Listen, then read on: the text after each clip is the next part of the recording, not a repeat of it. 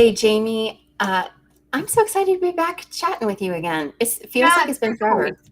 Yeah, it's gonna be fun. I am too. I am really excited. And today's topic, because let's be honest, we got interrupted because of work slash life. So this is a perfect topic, right?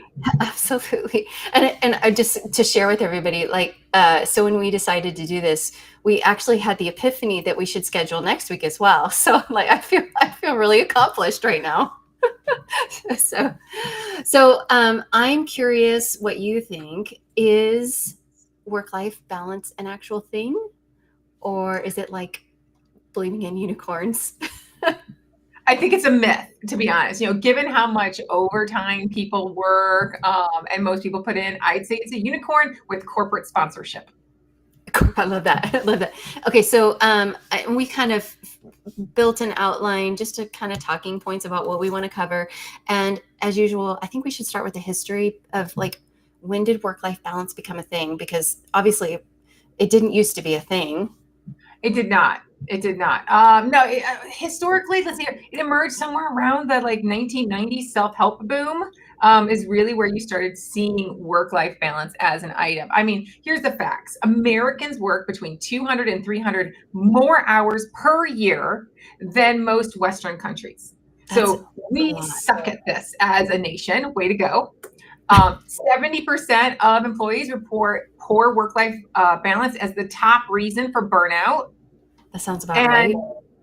one of the biggest fixes that have been there, flexibility, turns out doesn't actually reduce stress. So it's not that it's flexible of when we work, right? It's the fact that we're working too much, right? And it's the Yeah. 24-hour session. I mean, sitting here talking to you, my phone has now buzzed 3 times, which I'm positive are 3 emails from work.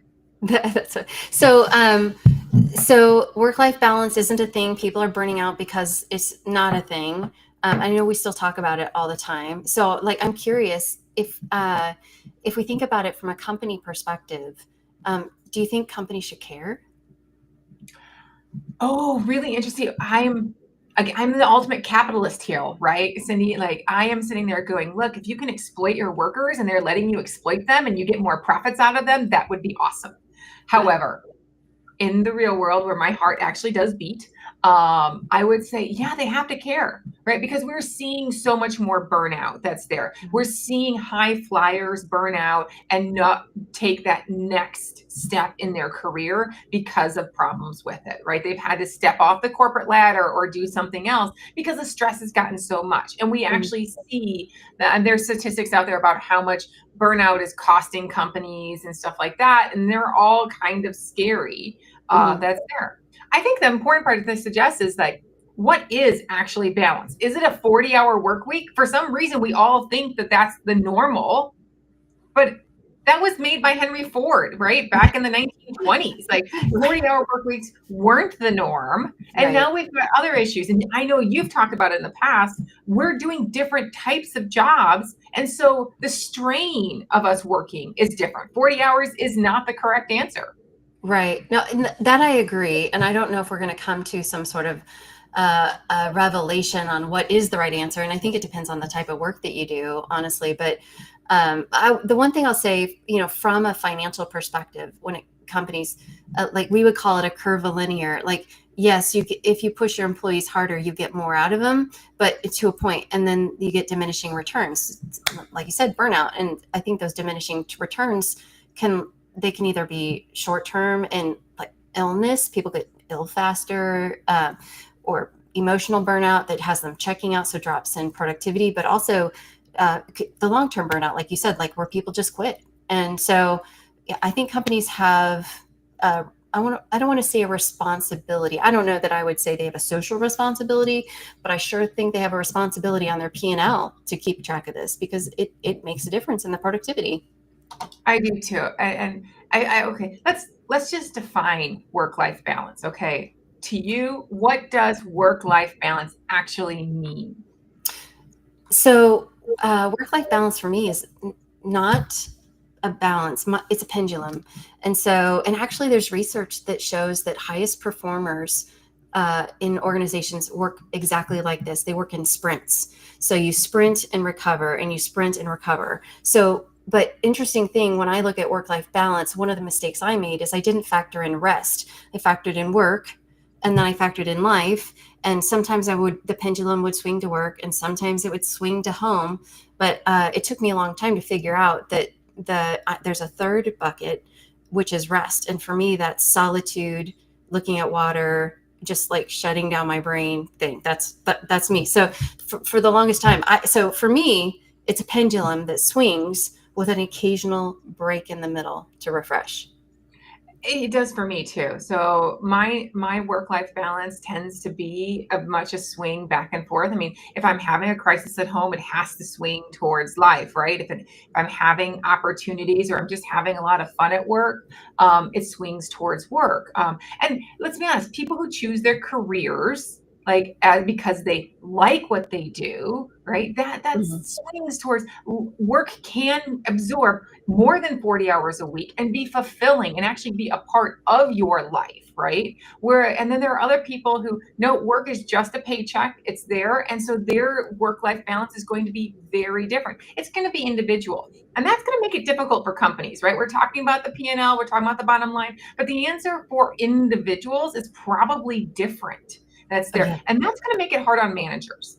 Well, managers already have individual differences. Every single employee has a different way they want to be recognized. They have different ways that they communicate. Like I don't see it as it's just another thing that says each employee is unique. So I still put it on the manager to talk to employees to understand. My manager probably would have to tell me to say no more often. Like, hey, you gotta, because I would always I find everything shiny and sparkly, and I want to do it all. So, but I do think managers have to figure out how people's patterns and how they work. But I just want to bring this back to the history Yeah. component. We talked about it becoming a thing or like a big deal in the 90s.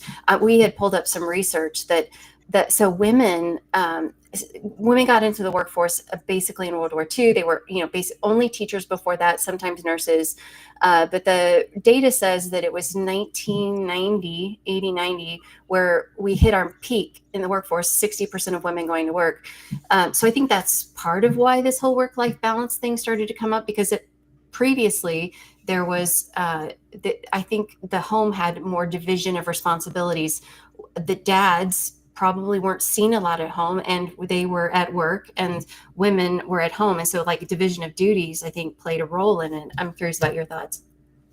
No, I absolutely agree. It wasn't that it was work-life balance wasn't an issue back in the 1960s and 50s. It was just that you divided it as a couple differently, right? I think that's the answer. One did work and one did life, right? Right. And in the end, they balanced each other out. And now that we've shifted where more women are in the workplace, that's now going to shift the life part of it as well. It becomes more of a community. And there's a lot of social research out there. My husband is very active. He's in charge of the food at my house. So we have a different division of labor than what you would have seen in a 1950s item. Mm-hmm.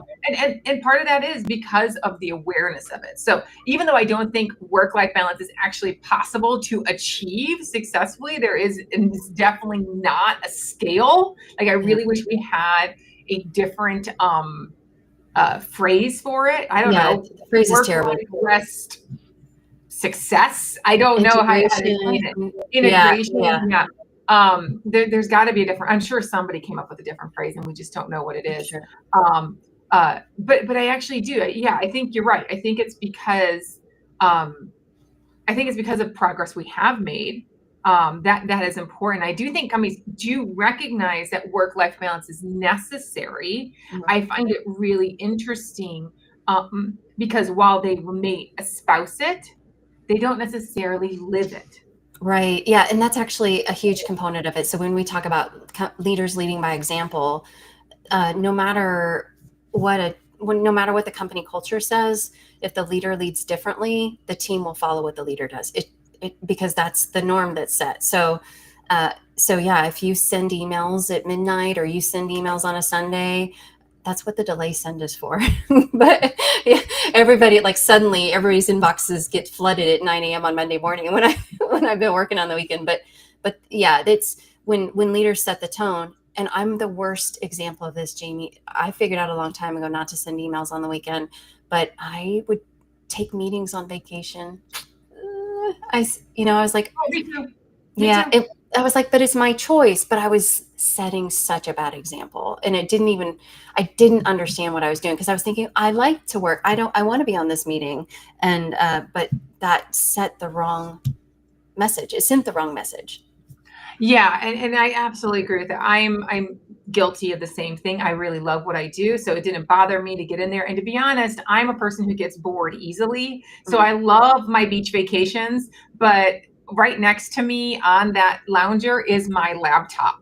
yeah, Because I'm in my happy place. I've got my margarita. I am great. I can get a crap load done right, while doing it. And it makes me happy. It makes me excited. That happens to be my work life balance. But right, it's not a good work life balance to demonstrate to my team, right? right. So, what I have learned to do is actually do private things on my vacation. So I'm actually am now, and it's something I learned as I matured as a leader, right? I do leave the meetings now. I do not say yes to the meetings. I take that so that I am demonstrating that to my team. Yet to make myself happy, I am often writing papers. In my world, I'm doing some research, I'm analyzing some data, I'm cleaning up other things. I will spend a lovely 3 hours on a beach fixing my calendar for the next 3 months.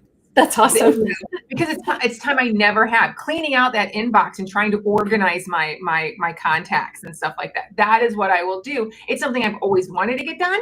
Right, Don't have the time in the normal world, and I come back in a better place because I've gotten some of these other things that nobody can see but me. right. I would call so that cloud that hangs over you, which is clutter, like clutter my desktop on my computer. Now that I have like 3 virtual desktops, they're all cluttered. But the clutter in your inbox, the clutter in your calendar, that hangs over. That's a cognitive load.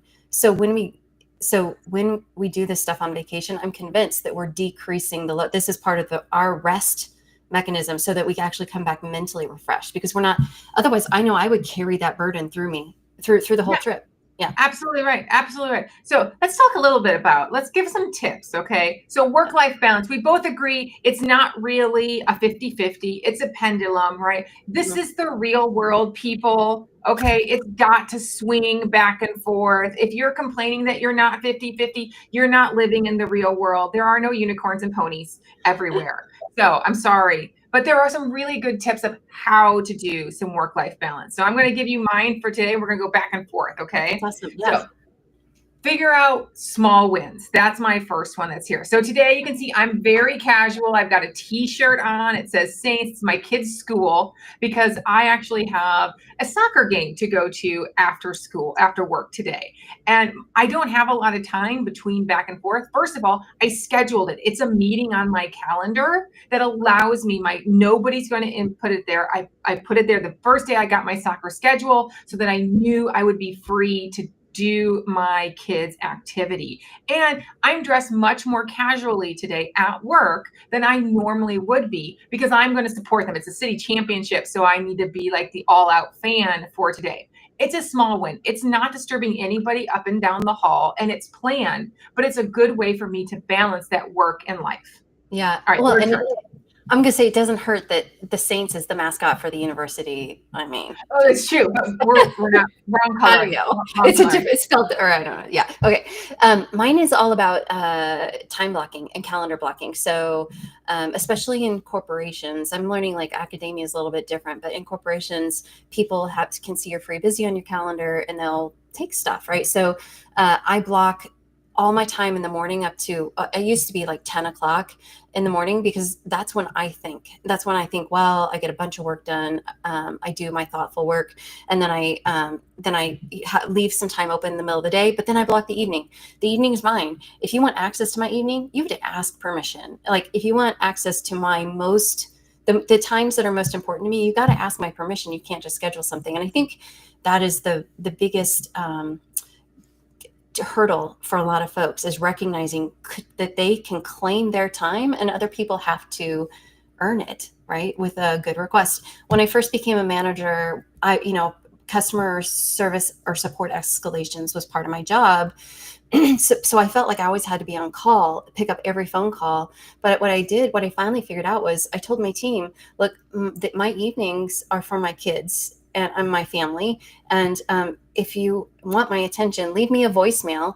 And if I think that it's worth me walking away from my kids, then I'll call you back. Otherwise, I'll call you tomorrow. I think That it's makes fair. No, it is very fair. Fair. Tip number 3, as a leader, if you're in this situation, right, make very public any sort of support that favors life over work when necessary. So when somebody is ill or something like that, you don't sit there and complain, I can't believe Judy's out today. I really needed her here, right? You sit there and you say, thank you, Judy, for not coming in and infecting everybody else with your virus. We really appreciate that sacrifice that you're doing. We'll pick it up from here, right? And by publicly announcing that to the rest of your team, you've not only given Judy permission to be gone, right? And deal with life, but you've also then let everybody else know this is something I prefer you to do. Take care of yourself first. We will pick it up in the short run. And that also means modeling, not so when you're sick, you have to stay home. When you You do. need to pick your kids up from school, you tell everybody. When you have a doctor's appointment, I know some of this stuff is like seems personal, but telling people, hey, I'm going to leave for a doctor's appointment, I'll be back in an hour. I mean, it gives other people permission to be human. And I think that's really important. It absolutely is. Now, I work for a university, so there's a lot of evening activities, weekend activities, and items like that. I am very judicial with what I choose. I know when things are happening and I have opportunities for potentially promotion or something like that, I may show up a little more often at those items, but it's my choice. I strategically pick them, though. I pick them for either when my students are going to see me, my boss is going to see me, or I can bring my kids with, and it ends up being a family activity, and I can combine both work and life into the same type of item. So I went to like the local homecoming soccer game. Why? My kids wanted the free ice cream that they were going to get. I got to then talk to my boss, and it was a win-win for both of us, right? Right. It takes some intentionality, though, and some strategic planning that's there. I love politics, office politics. I think they're fascinating, and this is one way to play them. And Right. don't be shy about it. I'm sorry. Don't be shy. Yeah, I will say, so I'm not, I don't like being around a lot of people, but I had a boss tell me once, Cindy, if you don't go to the parties, the happy hour, they're not happy hours, but they're like big customer events, you won't get promoted. But he taught me that you write a list of people that you want to meet and you go intentionally meet them and then you leave. So Yeah. that was an awesome trick, but Yeah. And it helps balance those items. yeah, agreed. Yeah. So I am curious, like we talked about as managers, how much impact we have, but we also talked about our personal responsibility. In the end, we are personally responsible for how we use our time. Whether it be, I mean, you can quit the job. And I say that, and I recognize the job market, excuse me, the job market's a little iffy right now, but ultimately we have to protect our health. But having said that, I'm curious, do you think that companies should end up paying for this problem of work-life balance? I think you have to be careful with saying pay for it, right? Because there's a lot of different ways to suggest companies could pay for it with what's happening. So I do not think companies should necessarily open daycares inside of their businesses or something like that. While that would be lovely and it's a great benefit, and I would then be attracting a different sort of employee if I had that particular benefit, that is a combination of an economic and a social decision that companies are not morally obligated to deal with, right? Corporations are not humans, despite in the law they are actually treated as humans that cannot die. They don't have feelings and stuff like that. That's actually, they're made up of people who have feelings. Right. That's there. And so I have a problem whenever I hear Apple has a moral obligation to, I disagree with that. However, Apple has a business reason to provide mental health care to their employees. they have an obligation to force vacations on individuals so that they will take the appropriate amount of rest.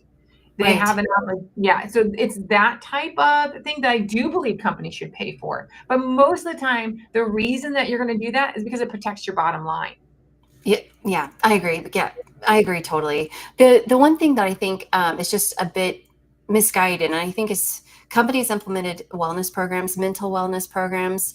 They pay a lot of money, billions of dollars to do this, and they're not effective. I think that's the one area that I think, if we can share with managers, the wellness programs that actually engage teams with their manager, those are the ones that are effective, and it's largely because it teaches the manager how to behave, and it teaches employees and managers how to have a conversation about being actually human.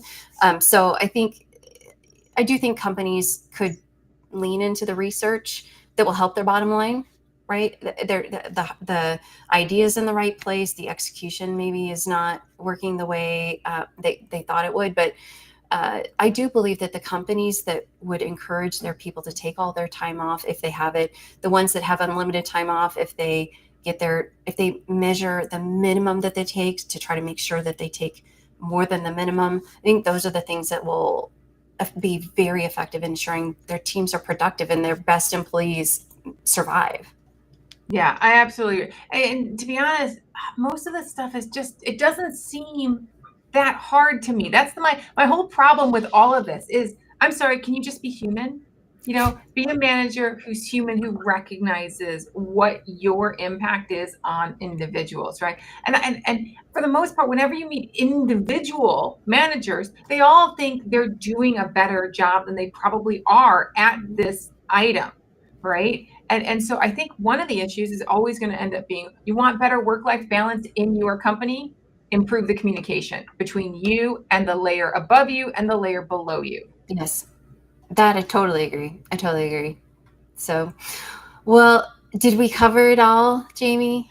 No, not at all. But this is going to be fun anyway. I think it's great. I think it's hilarious that you and I, who are both terrible at our work-life balances, I think overall, because if I had to rate myself, I'm giving myself a D with what's I don't happening. think I I'm terrible understand. at it. Oh, I think I'm terrible. I just love work. And so but when my son will be home tomorrow night and I, that's all I'm doing. That's Yeah, great. I will say my husband gets the short end of the stick though. Like that's Listen, I could do I'm better. in a situation where both my work and my husband's work are on the swing up, right? Hmm. So what am I doing here? I am sitting here with you, which I'm having a blast with, Me too. on my birthday, which there you go. My work-life balance is so much fun, Happy right? birthday. Thank you. But it is a really interesting scenario. I think that I'm always going to be my harshest critic on my ability to do it. If you ask my kids if I do a decent job, I actually think they're going to say yes, because I am there for them whenever they absolutely need it. But they also know that there are times when I need them to step up as well. So it ends up becoming, I think everybody's career is a family effort. Oh How yeah, about I we think totally about agree. that as work-life balance, right? It's a Yeah, family career. I totally agree. And with a lot of communication, like you said at work, I'm going to add one more tip that before we go. There was a COVID actually was probably the biggest uh, revelation to me when I work for family and understanding how to make work life work together. That's when I recognized that it was less about the time I spent with my kids and more about being present. And once I realized that I had to completely turn off the work part of my brain and focus only on what was happening with my kids, that changed everything. It was like, it seems like a simple thing. The time didn't change, the time allocation didn't change, but the quality of our interactions changed. And that was it was a gift, I'll say. That is awesome. I'm going to reiterate, I agree 100% with you. You know what the best thing that my family bought to be together? A With, ping pong table. oh, that's awesome. There's no electronics Right. involved in a ping pong table. And my family plays each other a couple of times a day. And That's awesome. it's a special time. Um, and it helps with that work-life balance. It absolutely does. It's a 5-minute game when you're as bad as I am. But it's a wonderful event. That's awesome. Well, so I think we could agree that the biggest disservice to everyone is that this phrase exists, work-life balance. It's total fallacy. setting people up for failure. It's, more about responsibility and making it work together in life. Yeah, I absolutely agree. And let's be honest, it's not work-life balance, it's work-life rest that we also need to think about, right? So if rest was a stock, most of us would be seriously underinvested. Yeah. But that just makes it an asset that appreciates when you do nothing, which, I mean, like, that's kind of awesome. How many assets like that do you have? So there we go. So this has been fun, Cindy. I agree. Happy birthday, Jamie. Thank you. But until next time, everyone, keep your spreadsheets handy and your coffee strong.